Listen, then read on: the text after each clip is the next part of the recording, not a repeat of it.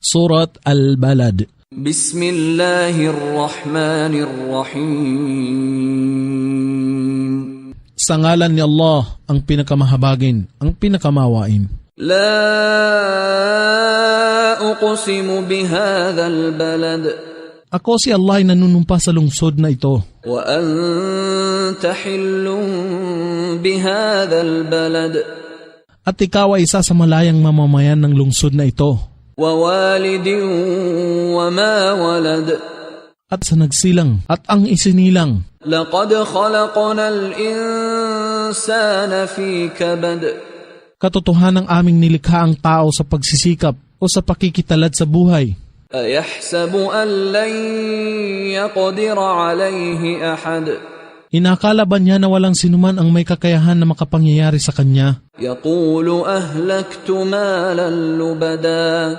Siya ay nagsasabi sa kapalaluan, aking nilustay ang malaking kayamanan sa pagmamalabis. Ayahsabu an lam yarahu ahad. Inakala ba niya na siya ay walang sinuman ang nakamamatyag sa kanya? Alam naj'al lahu 'aynayn. Hindi ba ka namin nilikha ang kanyang dalawang mata? Wa lisanan wa shafatayn. At ang dila at dalawang labi. Wa hadaynahu najdayn. At aming ipinamalas o ipinaalam sa kanya ang dalawang landas. Falaqtahamal 'aqabah. Datapot siya ay hindi nagsumikat na tahakin ang matarik na daan. Wa ma adraka mal 'aqabah.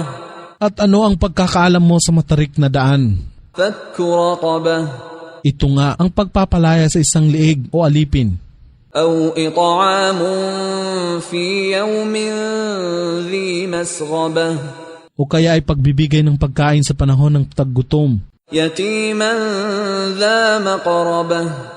Sa ulila na may kawing ng pagkakamag-anak. Aw miskinan dha matrabah.